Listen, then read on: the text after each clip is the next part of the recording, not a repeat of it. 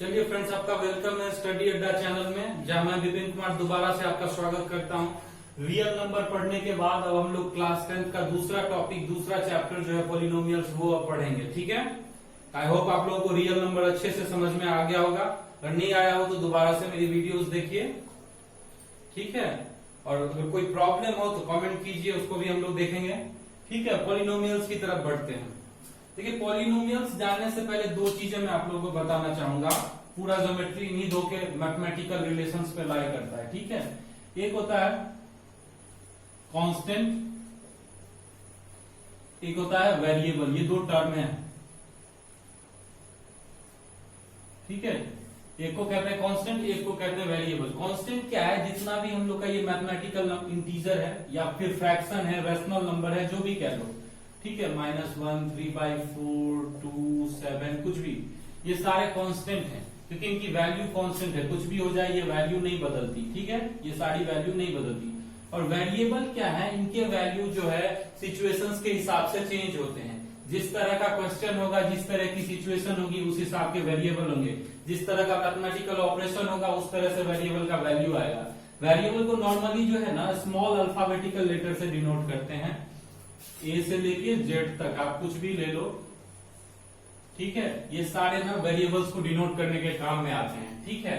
तो पॉलिनोमियल किसको कहते हैं? पॉलिनोमियल किसे कहते हैं ये बताते हैं। ये वैसे तो आप लोग सब जानते हो, 6, 7 से ही पढ़ रहे हो कि पॉलिनोमियल किसे कहते हैं। जब वन वेरिएबल वगैरह पढ़ा, मोनोमियल, बायनोमियल वगैरह सब पढ़ा होगा, ठीक है। तो पॉलिनोमियल किसको कहते हैं? ठीक है, जब आप किसी कांस्टेंट और वेरिएबल के रिलेशन से, ठीक है, कोई भी अलजेब्रिक टर्म क्रिएट करते हो, उसको पॉलिनोमियल कहते हैं, ठीक है। तो इस तरह से कांस्टेंट और वेरिएबल हम लोग जान गए, ठीक है। तो जब भी आपको ये दिया हो, कभी कभी होता क्या है हम लोगों के साथ कि कभी, पहले तो आप ये देख लो कि पॉलिनोमियल कहते किसको है। पॉलिनोमियल में होता क्या है, जैसे 2x + 3 लिख लिया हम लोगों ने, ठीक है। तो यहां ये कांस्टेंट और एक वेरिएबल का मल्टीप्लीकेशन है, प्लस सम कांस्टेंट है, ठीक है। इसको ही हम क्या कहते हैं, एक तरह का ये पॉलिनोमियल हो गया। और पॉलिनोमियल ऑफ डिग्री 1 कहेंगे इसको। डिग्री किसको कहते हैं? किसी भी अलजेब्रिक इक्वेशन में, एक्सप्रेशन में, सॉरी, जो x का मैक्सिमम पावर होगा, ठीक है, उसको आप पॉलिनोमियल का डिग्री बताते हो। जैसे इस केस में 3 × x का पावर 0 है यहाँ, तो x का मैक्सिमम पावर क्या है? 1 है। तो ये लीनियर पॉलिनोमियल हो गया आपका, ये लीनियर वाला हो गया, ठीक है। इसको बोलेंगे लीनियर पॉलिनोमियल। ठीक इसी तरीके से 3x² + 2x + c, ठीक है,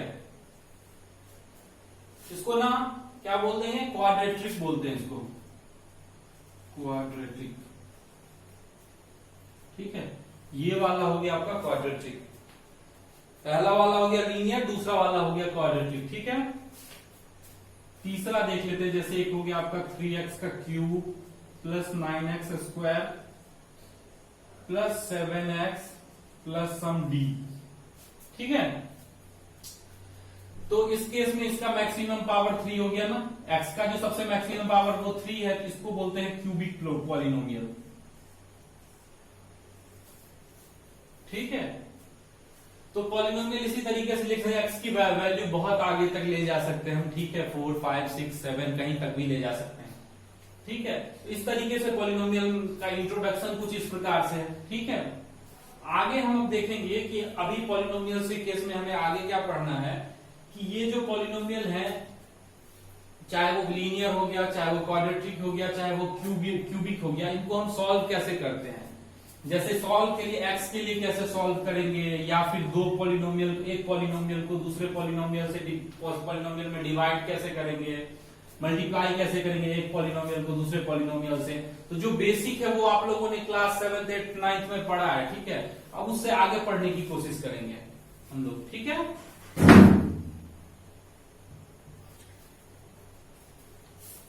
ठीक है,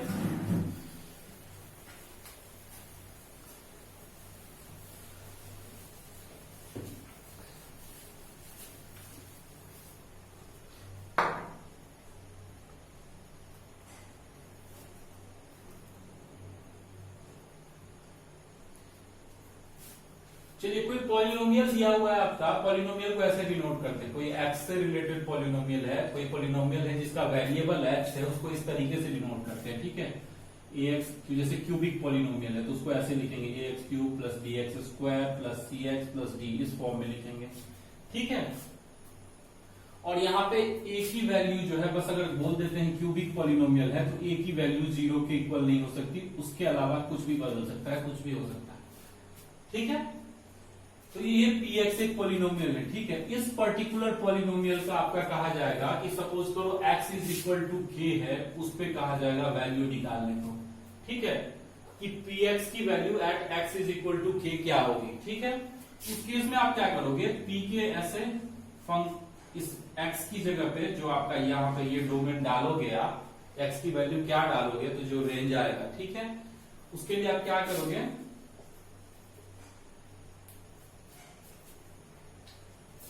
डायरेक्ट लिखते हैं, x की जगह k सब्स्टिट्यूट करते जाओगे, ठीक है, प्लस t। तो इस केस में k हमारे पास कोई भी आर्बिट्रेरी नंबर था, इसलिए इसको आगे हम सॉल्व नहीं कर सकते हैं, लेकिन जब एक्चुअल में हमारे पास पॉलिनोमियल दिया हुआ है, ये मैं बस आपको एक फ्रेम बता रहा था, स्ट्रक्चर बता रहा था कि कैसे सॉल्व करते हैं, ठीक है। इस केस में जब हमारे पास आगे दिया होगा कोई polynomial exactly with constant and variables, तो उसको कैसे सॉल्व करेंगे। सपोज आपके पास कोई पॉलिनोमियल दिया हुआ है 7x cube plus 8x square minus 9x plus 7, ठीक है, ये कोई क्यूबिक पॉलिनोमियल आपका दिया हुआ है, ठीक है।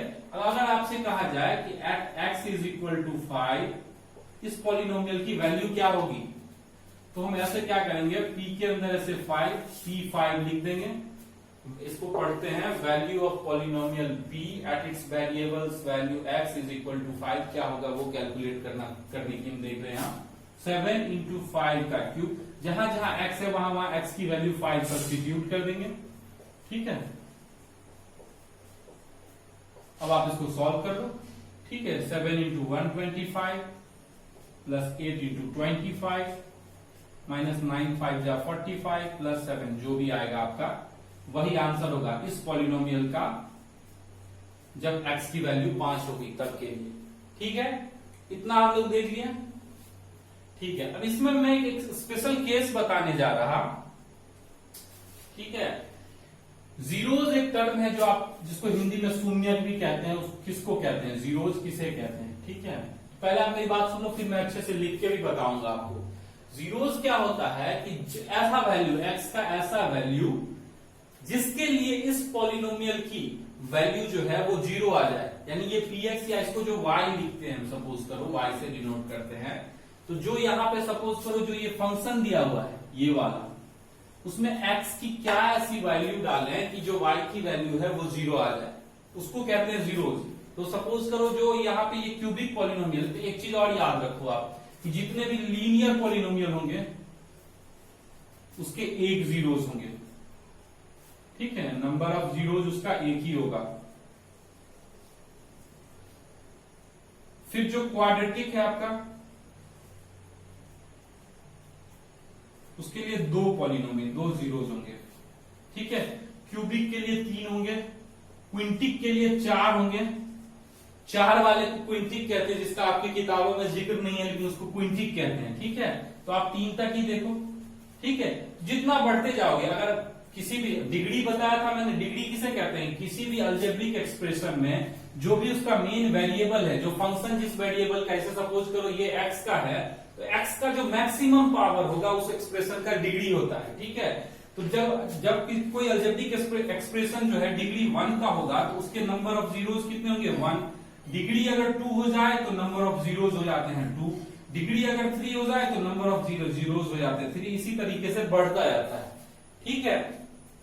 अब देखते हैं जीरोज निकालने का तरीका क्या है, वो देखते हैं। How to find zero of a linear polynomial first, ठीक है, देखते हैं।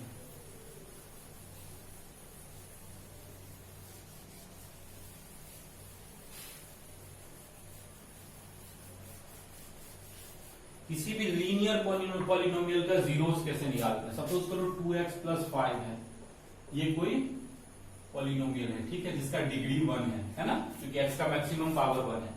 अब मैं कह रहा सपोज करो कि इसका जीरोस क्या होगा, तो मैंने क्या कहा था कि जो भी पॉलिनोमियल दिया रहेगा उसको जीरो के इक्वल करेंगे, क्योंकि x की वही वैल्यू ना जीरोस कहलाती है जिसके लिए इस एक्सप्रेशन का जो है वैल्यू जीरो हो जाता है। ठीक है, तो वही कर देंगे, जो भी यहाँ पे लिखा हुआ है उसके इज इक्वल में जीरो कर देंगे और जीरो के लिए सॉल्व कर देंगे, यही होगा ना। तो इस लीनियर पॉलिनोमियल का जीरोस यही होगा। ठीक है, दूसरा एग्जांपल जैसे देखते हैं 7x प्लस 8 दिया या माइनस 8 इज इक्वल टू 0 दिया हुआ है। तो कोई भी लीनियर के लिए ax प्लस b के फॉर्म में होता है किसी भी लीनियर पॉलिनोमियल का इक्वेशन, हमेशा याद रखना इसके जीरोस की वैल्यू माइनस b बाई ए होती है। ठीक है, ये फॉर्मुलेट भी कर सकते हो आप इसको, और जो है इसको बस कैलकुलेट करके भी देख सकते हो। ax प्लस बी रहेगी तो माइनस बी बाई ए होगा, ax माइनस बी रहेगी तो प्लस बी बाई ए होगा। सिंपल है, आप ऐसे भी चेक कर सकते हो। x इज इक्वल टू क्या हो जाएगा, माइनस 8 उस साइड जाएगा, 8 7, यही हो गया ना इस पॉलिनोमियल का, इस लीनियर पॉलिनोमियल का जीरोस। ठीक है, अब क्वाड्रेटिक के केस में देखते हैं कैसे निकालते हैं। ठीक है,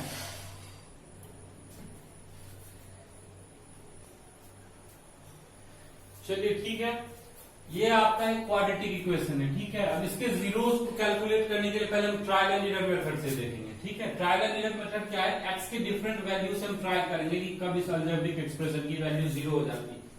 सबसे पहले जीरो लेके देखते हैं। ठीक है, तो 2 इंटू 0 का स्क्वायर माइनस 8 इंटू 0 प्लस 6, ये तो आ जाएगा आपका 0, माइनस 0 प्लस 6 यानी 6 आ गया, जो कि 0 के इक्वल नहीं है, यानी 0 नहीं देगा। 1 देके देखते हैं। ठीक है, तो 2 इंटू 1 का स्क्वायर माइनस 8 इंटू 1 प्लस 6, क्या आ जाएगा आपका ये 2 माइनस 8 प्लस 6, ये 0 के इक्वल आ गया। यानी तो एक तो वैल्यू x की 1 हो गई, जिसके लिए इस फंक्शन की वैल्यू 0 होनी है। ठीक है, दूसरा वैल्यू चेक करते हैं P2 देके, क्योंकि ये क्वाड्रेटिक इक्वेशन है तो उसमें x के दो ऐसे वैल्यू होंगे जिसके लिए इस Px की वैल्यू 0 हो जाएगी। इस फंक्शन की वैल्यू 0 दो x के वैल्यूज के लिए होंगी, यानी दो जीरोस होंगे इसके। मैंने बताया था ना कि क्वाड्रेटिक इक्वेशन होगा तो दो जीरोस होंगे, क्यूबिक इक्वेशन होगा तो 3 जीरोस होंगे, क्विंटिक इक्वेशन होगा तो 4 जीरोस होंगे। ठीक है, तो P2 में देखते हैं यहाँ पे 2 इंटू 2 का स्क्वायर माइनस 8 इंटू 2 प्लस 6। ठीक है, ये क्या हो जाएगा आपका 8, ये 16, ये 6। ठीक है, ये क्या गया -2 which is not equal to 0। तीसरा केस हम देखते हैं, p की वैल्यू 3 लेके 2 इंटू 3 का स्क्वायर माइनस 8 इंटू 3 प्लस 6, ये कितना हो गया आपका 9 2 18 माइनस 8 3 24 प्लस 6, यानी ये 0 हो गया है ना। तो x की दूसरी वैल्यू क्या होगी 3 होगी, जिसके लिए 0 होगी। तो यहां तो बहुत इजीली दिख गया कि ये 1 हो गया, ये 2 हो गया, ये 3 हो गया। ठीक है, बट हमेशा इतने पास में नहीं मिल जाएगा। आप कितना ट्राई करोगे, 2 4, कभी 7 हो सकता है, कभी 9 हो सकते हैं, कभी 12 हो सकता है। ठीक है, तो आप पास में है तो इसलिए दिख गया, या फिर माइनस में हो सकता है। आप कहां चेक करोगे, ये तो मैंने आपके नॉलेज के लिए दिखा दिया, आपके समझने के लिए कि किन दो वैल्यूज के लिए ऐसे भी जा सकते हैं, 0 निकालना है। ठीक है, बट जो सिस्टमैटिक तरीका है वो है इसको फैक्टराइज करके जो रूट्स क्रिएट करते हैं वही जीरोस होते हैं। ठीक है, किसी भी क्वाड्रेटिक इक्वेशन का जो रूट होता है वही उसका 0 होता है। ठीक है, उसी को उसके जीरोस कहा जाता है। ठीक है, चेक करके देखते हैं। 1 और 3 आया था ना, देखते हैं। फैक्टराइज करना आई होप सबको आता होगा, आप लोगों को 8th में पढ़ा होगा आप लोगों ने बहुत अच्छे से। ठीक है, फैक्टराइज करने में यही करते हैं ना कि इस दोनों का प्रोडक्ट लिख लेते हैं। ठीक है, अब इसको इस तरीके से स्प्लिट करते हैं कि यहां जो स्प्लिट करने के बाद दो पोर्शन, इनको स्प्लिट करके जो दो पार्ट्स लिखेंगे उन दोनों का प्रोडक्ट इसके बराबर हो जाए, यही करते हैं। तो आप खुद देखो यहाँ पे, अगर इस दोनों को मल्टीप्लाई किया तो 12x² आ गया। तो -8x को किस तरह से स्प्लिट करें कि 12x² आ जाए। पहली बात तो क्लियर है कि इसको इस तरीके से स्प्लिट करना होगा क्योंकि दोनों में माइनस लगा हो, क्योंकि एक पॉजिटिव एक निगेटिव होगा तो प्रोडक्ट ऑटोमेटिक निगेटिव हो जाएगा, जो हमें नहीं चाहिए यहाँ। ठीक है, तो दोनों माइनस चाहिए, तो दोनों निगेटिव पोर्शन में होंगे, ये क्लियर हो गया। ठीक है, अब आप देखो कि 12 आने के लिए क्या कॉन्फ़िगरेशन ले, तो मेरे ख्याल से 6 और 2 होगा, है ना, 6x और 2x, यही तो होगा ना। -6x और -2x दोनों का प्रोडक्ट आप इजीली देख लो, 12x² होता है माइनस माइनस प्लस। ठीक है, इतना कुछ मैंने ये जो खिचड़ी पकाया है आपके समझने के लिए, आप लोग एग्जाम्स में ऐसा नहीं करेंगे। ठीक है, साफ सुथरा बनाएंगे, इतनी समझ है एग्जामिनर को कि खुद ब खुद समझ जाए कि आपने यही प्रोसेस यूज किया है। ठीक है, तो 2x² minus 6x minus 2x plus 6। अब आप देखो यहाँ 2x कॉमन ले सकते हो, x -3 यही होगा ना। फिर -2 अगर कॉमन ले लें तो x -3 हो जाएगा, क्योंकि हमें कॉमन इस तरीके से लेना होता है कि बाद बाकी फिर वापस आगे जाके हम ये भी कॉमन ले सके इन दोनों के लिए। ठीक है, अब आगे देख लो आप, 2x -2 इंटू x -3 हो जाएगा। अब क्या करना है आपको, यहां तक तो आप लोगों ने 8th में पढ़ा होगा कि फैक्टराइज ऐसे करते हैं। ठीक है, अब इन दोनों को, ये जो आए हैं दो, इनको 0 से इक्वेट कर देना होता है, सो दैट जो x की वैल्यू आएगी वही आपकी इस क्वाड्रेटिक इक्वेशन की जीरोस होगी।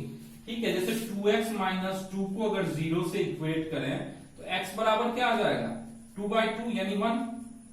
पहला आ गया आपका।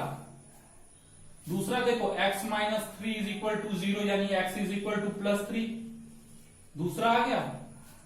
तो याद रखना हमेशा ट्रायल एंड एरर मेथड जो है, टाइम कंज्यूमिंग मेथड है, वो हमेशा आपके काम नहीं आने वाला। ठीक है, वो मैंने आपको समझने के लिए बता दिया कि x की वो वैल्यू जिसके लिए पूरी फंक्शन की वैल्यू 0 हो जाती है, उसी को जीरोस बोलते हैं उस फंक्शन का। ठीक है, उस क्वाड्रेटिक इक्वेशन का। लेकिन यहाँ क्वाड्रेटिक इक्वेशन कंसीडर किया, इसलिए क्वाड्रेटिक इक्वेशन क्यूबिक होता तो क्यूबिक के लिए देखते। ठीक है, तो ये जो क्वाड्रेटिक इक्वेशन दिया रहेगा आपको, उसका कुछ नहीं करना है। ये जो क्वाड्रेटिक पॉलिनोमियल है आपके पास, इक्वेशन में कह दे रहा फ्लो में, लेकिन इक्वेशन आपको नहीं कहना है। कोई भी चीज तब तक इक्वेशन नहीं है जब तक उसका LHS और RHS नहीं हो। ठीक है, उसको इक्वेशन नहीं कंसीडर किया जा सकता। सिर्फ इसको आप अगर इक्वेशन कह दोगे तो ये गलत होगा, ये इक्वेशन नहीं है। इक्वेशन होता है जिसमें LHS और RHS दोनों होने चाहिए। ठीक है, तो आप उसको फैक्टराइज करोगे, फिर फैक्टराइज करने के बाद जो दो ये अलग अलग ब्रैकेट के अंदर जो भी चीजें आएंगी उसको 0 से इक्वेट करोगे। इक्वेट करने के बाद जो x की वैल्यू आएगी वही आपके उस क्वाड्रेटिक पॉलिनोमियल के जीरोस होंगे।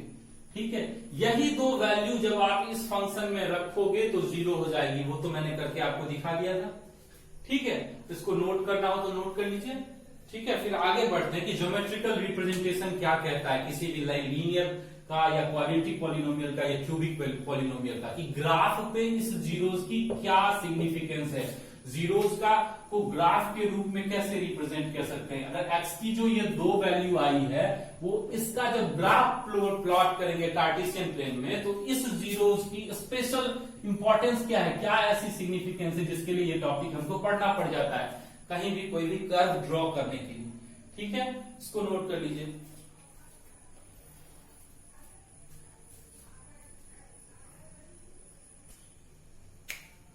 ठीक है, ये आपका एक लीनियर पॉलिनोमियल है। ठीक है, अब इसके ग्राफिकल रिप्रेजेंटेशन को हम देखेंगे। ठीक है, तो आप सपोज करो कि x की वैल्यू अगर 0 हो जाएगी तो y की वैल्यू क्या होगी। x की वैल्यू अगर 0 हो गई तो y की वैल्यू 3 हो जाएगी। एक केस ये हो गया, अगर y की वैल्यू 0 हो जाए तो x की वैल्यू क्या होगी, y की वैल्यू 0 हो जाए तो x की वैल्यू आपकी क्या हो जाएगी, ये देख लो y की वैल्यू 0 कर दिया तो x की वैल्यू हो जाएगी आपकी -3/2। यही होगी ना, y 0 3 को इस साइड ले गए -3/2। ठीक है, अब इसको रिप्रेजेंट करके देखते हैं हम। ठीक है, ये कोई आपका कार्टेशियन प्लेन है। ठीक है, जिसके 4 क्वाड्रेंट होते हैं। एक को x एक्सिस को एब्सिसा कहा जाता है, y एक्सिस को ऑर्डिनेट कहा जाता है। ये सब आपने क्लास 9 में पढ़ा होगा। ठीक है, चलिए देखते हैं। ठीक है, ये आपका ऑरिजिन हो गया 0 0। ठीक है, चलो देख लेते हैं। जैसे x की वैल्यू 0 हम कह रहे हैं और y की वैल्यू 3 कर रहे हैं, ये कोऑर्डिनेट कहां लाई करेगा। एक चीज आपको पता होना चाहिए कि जब आप किसी का कोऑर्डिनेट लिखते हैं तो पहले x एक्सिस की वैल्यू फिर y एक्सिस की वैल्यू लिखते हैं। ठीक है, तो x की वैल्यू 0 पूरे इसी लाइन पे होगी। ठीक है, तो सपोज करो ये हम यहां कंसीडर कर लेते हैं 0 3। ठीक है, और y की वैल्यू 3 और सॉरी यहाँ पे ये y की वैल्यू 0 और x की वैल्यू -3/2। ठीक है, तो y की वैल्यू जो है 0, इस पूरी लाइन पे y की वैल्यू 0 होगी और यहाँ पे क्या होगा, x की वैल्यू क्या होगी -3/2 सॉरी -3/2 इस साइड होगी, ठीक है, -3/2, 0, ठीक है। अब आप इस दोनों पॉइंट को मिला दो। अब बस आप मुझे एक बात बताओ, ये दोनों पॉइंट इधर एक्सटेंड हो रहे हैं, उधर एक्सटेंड हो रहे हैं, इन लाइंस को कितना भी एक्सटेंड करवा लो, क्या आपको लगता है कि ये एक्स एक्सिस को दोबारा से कहीं काटेगी? कोई पॉसिबिलिटी है कि ये वाली जो लाइन है आपकी y बराबर 2x + 3, इसको इसे डिनोट करते हैं, ठीक है, वो इस कार्टेशियन प्लेन में इस एक्सिस को, एक्स एक्सिस को दोबारा से कहीं काटेगी? आपको लग रहा है इसकी कहीं गुंजाइश है? नहीं है मेरे ख्याल से। तो मैंने आपको क्या बताया था कि जीरोस की क्या वैल्यू होती है, ठीक है। तो अब y बराबर 2x + 3 देखो, y बराबर 2x + 3, तो y की वैल्यू 0 x के किस वैल्यू के लिए होगी वो देखो, 2x + 3, x = क्या हो जाएगा, -3/2। और मैंने यही कहा था कि यही इसका 0 है, इस लीनियर पॉलिनोमियल का एक ही 0 होगा, वो -3/2 होगा, है ना।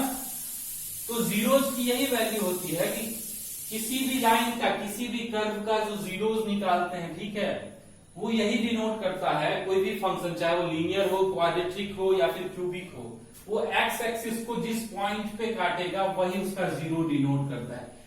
आपको भी y कोऑर्डिनेट कहा गया, ये तो हम सब जानते हैं कि एक्स एक्सिस पे y कोऑर्डिनेट की वैल्यू 0 होती है, ठीक है। तो सिंस एक्स एक्सिस पे y कोऑर्डिनेट की वैल्यू 0 होती है, हमको बस सिर्फ एक्स एक्सिस की, एक्स कोऑर्डिनेट की जरूरत है।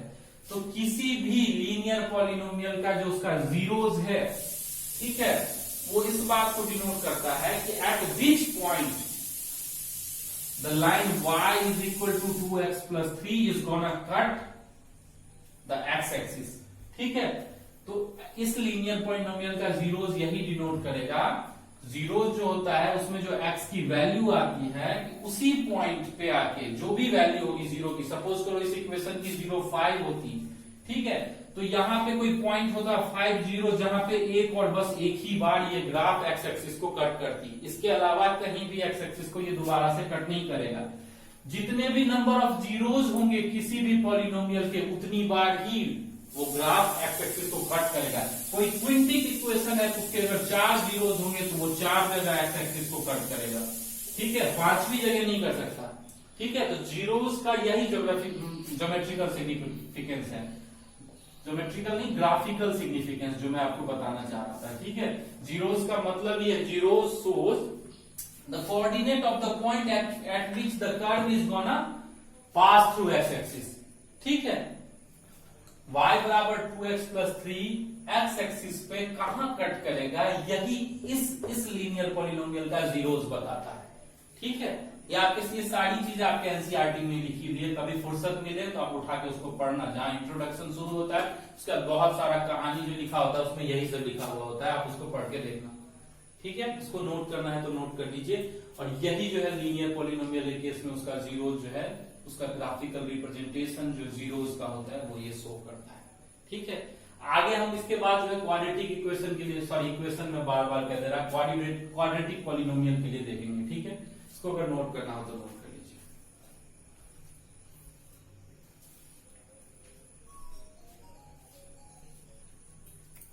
चलिए, लीनियर पॉलिनोमियल का आप लोगों ने देख लिया था ग्राफिकल रिप्रेजेंटेशन। अब जो है क्वाड्रेटिक पॉलिनोमियल का देखेंगे।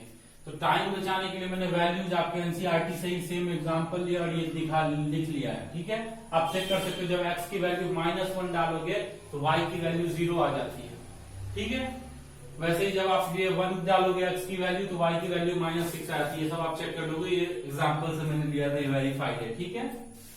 अब आप देख लो, करते क्या है, पहले x की वैल्यू -2 है तो y की वैल्यू 6 है, ठीक है। तो y की वैल्यू 6 के लिए x की वैल्यू -2 कुछ यहाँ लाई करेंगे। अगर इसको यहाँ देख ले तो यहाँ जूम करके चलते हैं, ठीक है। एक पॉइंट ये हो जाएगा आपका, उसका x की वैल्यू अगर -1 है तो y की वैल्यू 0 हो जाती है आपकी, ठीक है। तो y की वैल्यू 0 और x की वैल्यू -1, यही पॉइंट होगा, फिर ये एक पॉइंट होगा, ठीक है। उसका x की वैल्यू 0 तो और y की वैल्यू -4, कौन सा पॉइंट होगा, तो यानी y की वैल्यू -4, x की वैल्यू 0, एक पॉइंट आपका ये हो जाएगा। फिर x की वैल्यू 1 और y की वैल्यू -6, तो x की वैल्यू 1 और y की वैल्यू -6, ठीक है, x की वैल्यू 1 और y की वैल्यू -6, कुछ ऐसा हो जाएगा यहाँ, है ना, ये वाला पॉइंट। ठीक है, रफ एस्टिमेट है, ठीक है, स्केल आउट नहीं किया मैंने इसको। ठीक है, तो आप इसको, इसमें मार्जिनल एरर की पॉसिबिलिटी है। 2 और -6 देख लो, x की वैल्यू 2 और y की वैल्यू -6 है ना, x की वैल्यू 1 है तो भी -6 और y की वैल्यू, x की वैल्यू 2 है तो भी -6। हाँ ठीक है, तो -6 है यहाँ पे, तो ये ले लो आप कुछ। ठीक, 3 है तो फिर -4 हो जाता है आपका, x की वैल्यू 3 है तो y की वैल्यू -4 हो जाता है। ठीक है, कुछ यहाँ ले लो। ठीक है, उसके बाद x की वैल्यू 4 है तो y की वैल्यू 0 हो जाती है, एक ये पॉइंट हो जाएगा आपका। ठीक, और x की वैल्यू 5 है तो y की वैल्यू 6 है, उस केस में ये कुछ पॉइंट हो जाएगा आपका। ठीक है, अब इस सबको मिला दो आप। ठीक है,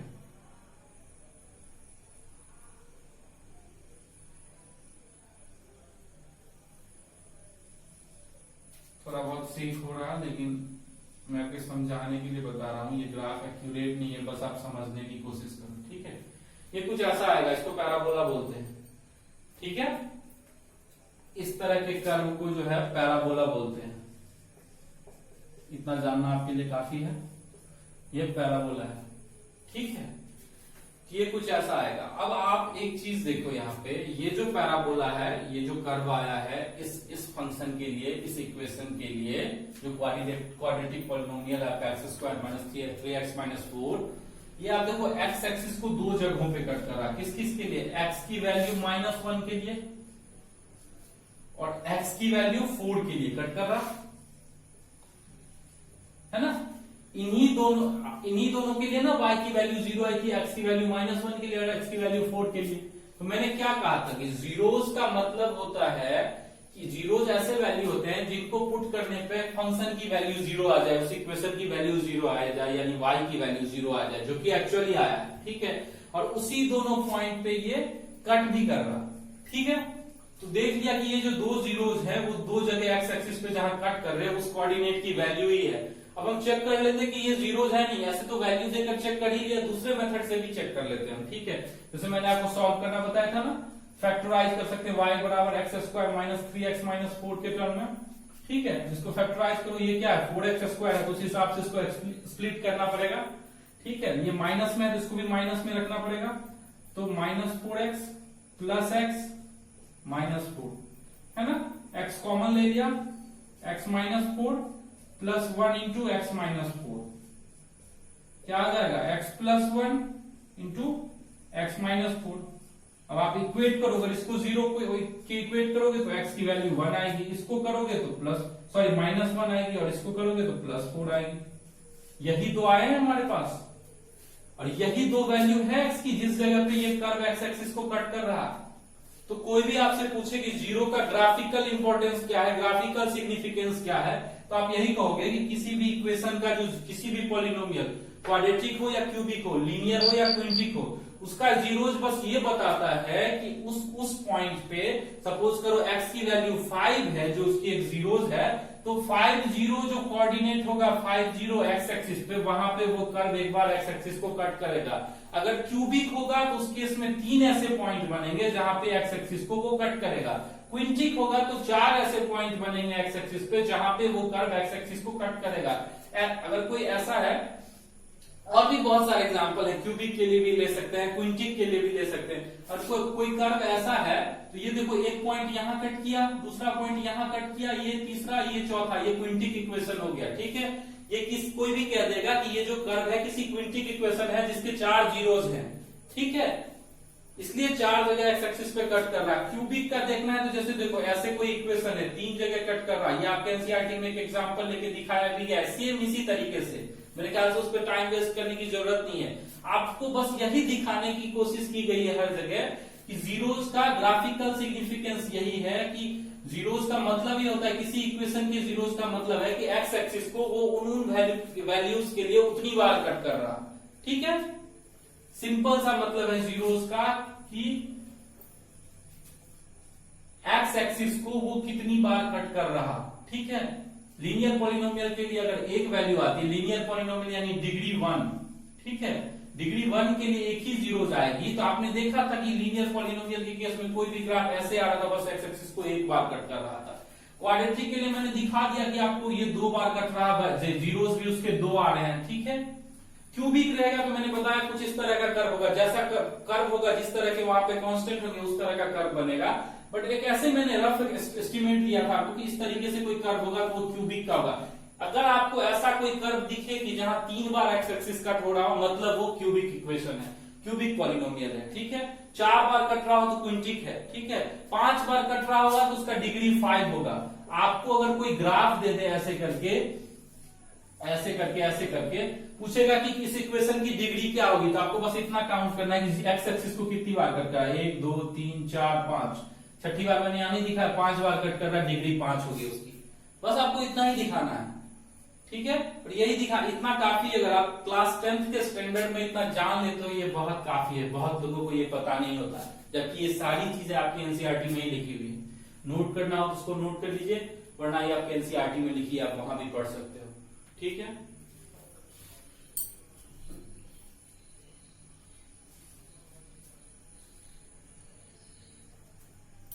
चलिए अब देखते हैं कि ये जो 2 क्यूबिक इक्वेशन दिए हुए हैं इनके लिए ग्राफ्स देखते हैं थोड़ा, ठीक है। ठीक है, y बराबर एक्स क्यूब के लिए देखते हैं। तो x की वैल्यू 0 होगी तो y की वैल्यू भी 0 होगी, ये हो गया आपका 0 0। x की वैल्यू 1 होगी तो y की वैल्यू भी 1 होगी। x की वैल्यू 2 होगी तो y की वैल्यू 8 हो जाएगी, सपोज करो, है ना। x की वैल्यू 1 होगी तो y की वैल्यू भी -1 होगी, है ना।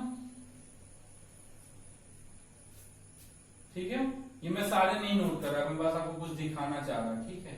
फिर उसी तरीके से अगर x की वैल्यू -2 हो जाएगी तो y की वैल्यू -8 हो जाएगी, समथिंग लाइक दैट। यहाँ पे ये ले लो -2, यहाँ हो। तो आप एक चीज देख रहे हो,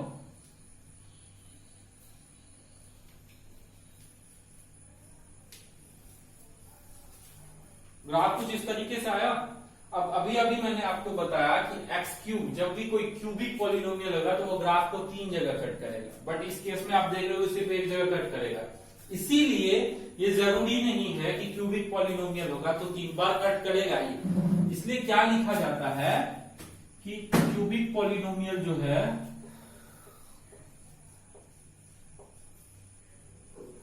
वो एट मोस्ट मैक्सिमम 3 बार कर सकता है, लेकिन ऐसी भी सिचुएशन बन सकती है कि वो सिर्फ 1 बार करे या फिर सिर्फ 2 बार करे। जैसे ये वाला एग्जांपल है आपका, देखो इस केस में क्या हो जाएगा, ये x² इंटू x -1 ये हो जाएगा। तो यहां पे तो सिर्फ 2 ही जीरो दिख रही है, 0 और 1, है ना। इस दोनों के अलावा कुछ दिख रहा क्या, नहीं दिख रहा ना। तो फिर इस केस में सिर्फ इसी 2 वैल्यू के लिए जो है वो ग्राफ को कट करेगा, 0 पे और 1 पे। तीसरा वैल्यू तो है ही नहीं हमारे पास। इसलिए हमेशा आपको याद रखना है कि क्यूबिक पॉलिनोमियल के पास मैक्सिमम 3 टाइम्स पॉसिबिलिटी है किसी भी एक्स एक्सिस को कट करने की। करने को वो 3 बार भी कर सकता है, करने को वो 2 बार भी कर सकता है, और वो 1 बार भी कर सकता है, ठीक है। ऐसा ही क्वाड्रेटिक के लिए भी हो सकता है, ठीक है। एट मोस्ट, ये वर्ड बहुत इंपॉर्टेंस रखता है। अगर आप किसी को कह दो कि अगर क्यूबिक पॉलिनोमियल है तो ढीठ की तरह अगर आप बोल दो 3 बार कट करेगा ही करेगा, तो इस एक्सिस, ये एग्जांपल आप याद रखना।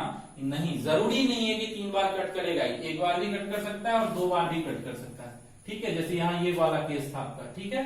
एट मोस्ट 3 टाइम्स, मतलब अधिक से अधिक 3 बार कट कर सकता है, और 1 बार भी कर सकता है, 2 बार भी कर सकता है। जरूरी नहीं है कि वो क्यूबिक पॉलिनोमियल है तो उसको 3 बार कट करना ही पड़ेगा, ऐसा कोई जरूरी नहीं, ठीक है। तो ये केसेस आप देख लेना, ठीक है। आगे बढ़ते हैं हम, इसको अगर नोट करना है तो नोट कर लीजिए, बहुत जरूरी है ये।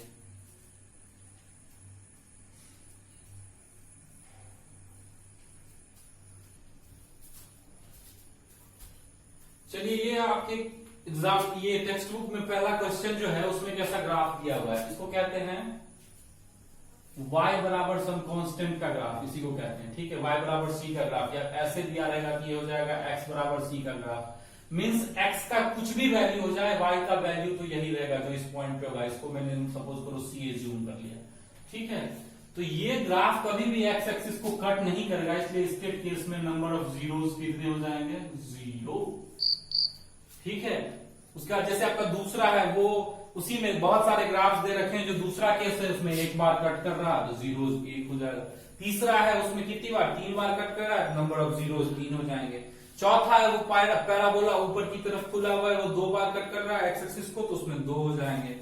पांचवा है आपका जिसमें जो है सो 4 बार कट कर रहा है एक्स एक्सिस को, तो उसके नंबर ऑफ जीरो 4 हो जाएंगे। यही है जो मैंने आपको बताया, अभी वही सब पूछ रखा है उसमें। ठीक है, तो जो भी मैंने जो कुछ भी अभी बताया उसको आप अच्छे से याद मतलब रिकॉल कीजिएगा।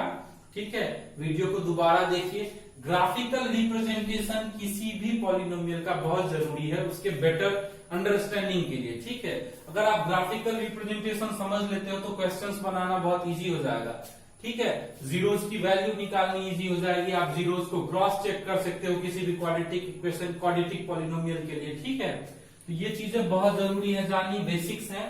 ठीक है, नॉर्मली लोग इन चीजों को इग्नोर कर देते हैं। ठीक है, बट इन चीजों का जानना आपके लिए बहुत जरूरी है।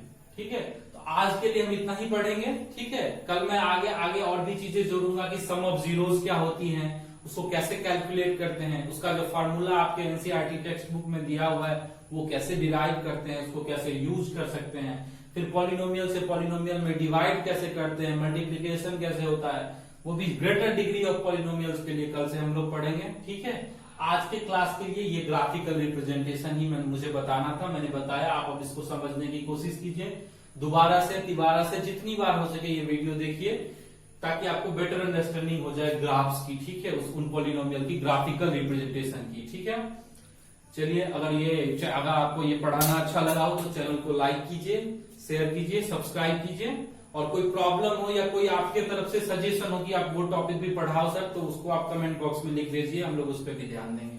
ठीक है, थैंक यू।